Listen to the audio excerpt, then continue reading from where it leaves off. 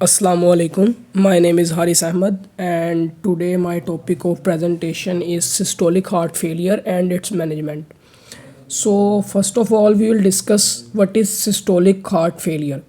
Systolic heart failure is a type of heart failure that occurs when the blood heart's left ventricle is too weak to pump enough blood. What this means?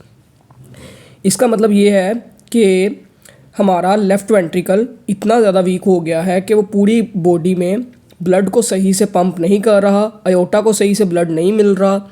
Aorta को जब blood नहीं मिलेगा तो पूरी body में distribute blood सही से नहीं होगा, जिसकी वजह से क्या होगा, इजेक्शन फ्रैक्शन रिड्यूस्ड हो जाएगी।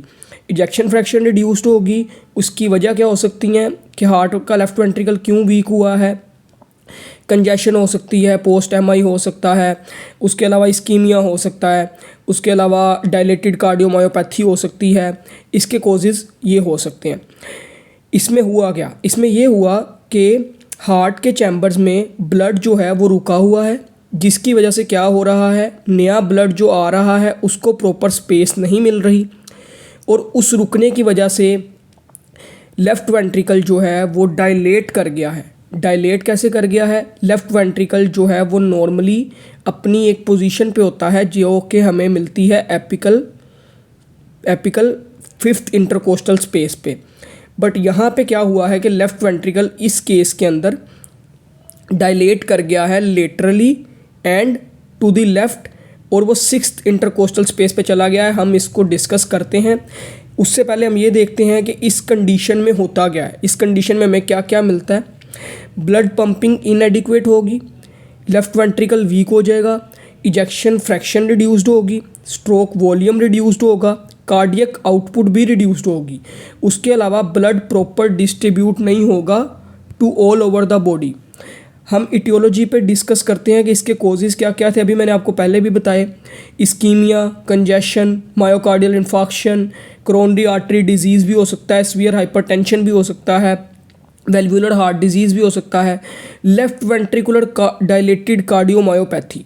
इस पे मैं आपको बता रहा था कि क्या होता है कि हमारा जो हार्ट का सबसे मेन चैम्बर जो कि एपेक्स बनाता है वो लेफ़्ट वेंट्रिकल है। हार्ट का जो एपेक्स है वो लेफ़्ट वेंट्रिकल से बनता है, और एपेक्स जो है वो हार्ट का हमें मिलता है फिफ्थ इंटरकोस्टल स्पेस पे। बट यहाँ पे क्या हुआ है कि जो लेफ़्ट वेंट्रिकुलर की वॉल्स हैं उसके जो फाइबर्स हैं वो डायलेट कर गए हैं टूवर्ड्स द लेटरल साइड, और वो एक दूसरे से इतनी दूर हो गई हैं वॉल्स कि उनको अब जब वो पास आती हैं तो उनसे प्रॉपर कंट्रैक्शन नहीं होती। जब प्रॉपर कंट्रैक्शन नहीं होती तो उसका मतलब है प्रॉपर बीट नहीं बनी, प्रॉपर इजेक्शन फ्रैक्शन नहीं हुई, पूरी बॉडी को प्रॉपर ब्लड डिस्ट्रीब्यूट नहीं हुआ, जिसकी वजह से क्या हो रहा है, हार्ट फेलियर हो रहा है, जिसको हम कहते हैं systolic heart failure. Because proper contraction नहीं हो रही, प्रॉपर ब्लड डिस्ट्रीब्यूशन नहीं हो रही, सिस्टली प्रॉपर नहीं हो रही। इसके साइंस एंड सिम्टम्स क्या है। पेशेंट हमारे पास आएगा, हाइपरटेंसिव होगा, हाइपरलिपिडेमिक होगा, डिस्पनिया होगा, शॉर्टेज ऑफ ब्रेथ होगी, उसमें जुगुलर वेनस डिस्टेंशन हमें मिलेगी 9 सेंटीमीटर उसके नेक के पास।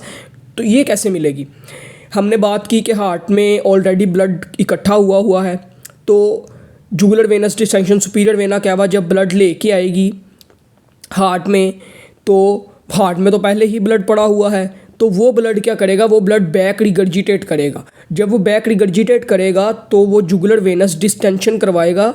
उसके अलावा S3 गैलप हमें मिलेगा। S3 गैलप हमें क्यों मिलता है, क्योंकि ब्लड ऑलरेडी हार्ट में पड़ा हुआ है।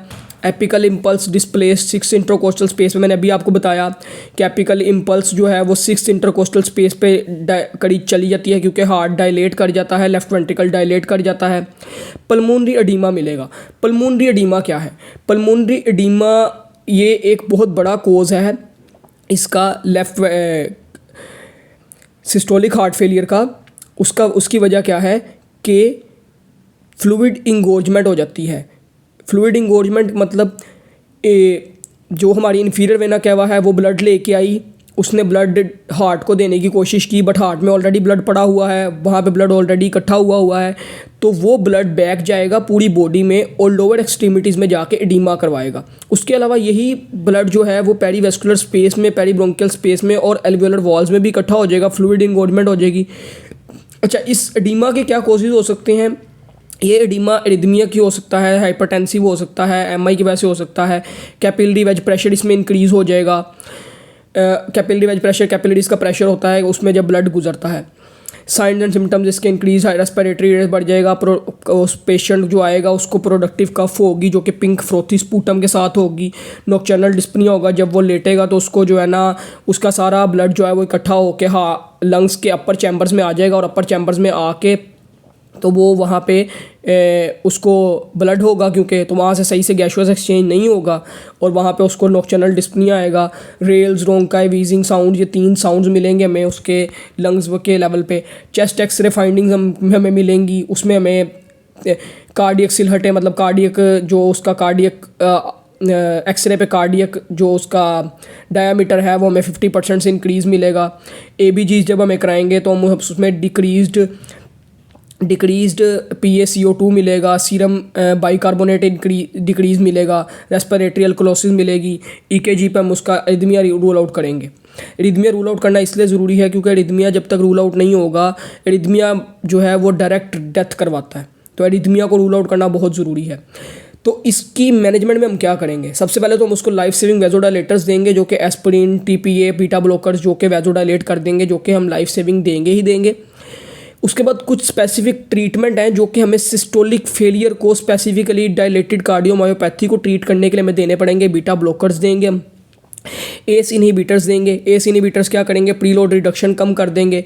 डाइजोक्सिन देंगे। डाइजोक्सिन का सबसे बड़ा यूज़ ये है कि डाइजोक्सिन जो है force of contractility of heart को इंक्रीज़ कर देता है, जबकि रेट पे कोई इफेक्ट नहीं देता। और ये क्रोनिक केसेस में हम यूज़ करते हैं। डोब्यूटामिन देंगे। डोब्यूटामिन भी फोर्स ऑफ कॉन्ट्रैक्टिलिटी को भी इंक्रीज़ करता है और कुछ हद तक रेट को भी इंक्रीज़ करता है। उसके अलावा हम आर्टिफिशियल डिफिब्रिलेटर से भी इसकी जान बचाएंगे इस पेशेंट की। नाइट्रोग्लिसरीन और डाइजूरेटिक्स देंगे। ये दोनों क्या करेंगे? ये एडिमा को कम करेंगे, क्योंकि हमने बताया कि अभी एडिमा भी हो रहा है इसकी वजह से। तो इस तरह जो है हम इसकी मैनेजमेंट करके पेशेंट को जो है वो उसकी लाइफ को सेव करेंगे, इस्कीमिया कम करेंगे और उसको सिस्टोलिक फेलियर को बचाएंगे। बिकॉज हम जस्ट इसकी मैनेजमेंट कर सकते हैं, प्रॉपर ट्रीटमेंट नहीं कर सकते। डायलेटेड कार्डियोमायोपैथी एक दफ़ा जो चीज़ बढ़ गई है वो कभी भी कम नहीं होगी, वो डायलेशन ही रहेगी। हमने अब उस डायलेशन को मैनेज करना है और कंट्रोल करना है और हार्ट से प्रॉपर ब्लड पूरी बॉडी में पहुँचाना है, ताकि इजेक्शन फ्रैक्शन जो है वो नॉर्मल 60% पे आए और बॉडी को अच्छे से ब्लड मिले। Thank you so much. This is all from my side.